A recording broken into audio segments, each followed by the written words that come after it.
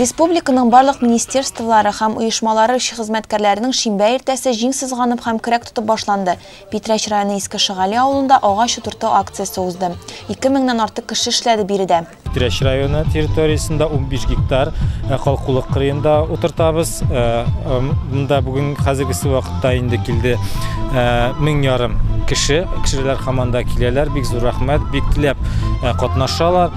Һәм бу инде кешеләрдә табигатьне саклау, урманнарны саклауны үзләре саклауны уята, тәрбияли дип әйтәбез инде. Шуңа күрә мондый чаралар бик кирәкле, бик мөһим.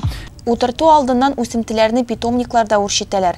Әлеге үсентеләр чөпшен агач булганчы дистәләгән еллар узарга тиеш. У нас вот эти саженцы, сеянцы ели, им вот 3 года. У нас ель сажается по истечению 3 лет, а сосну и лиственницы мы сажаем уже на 2-3 год.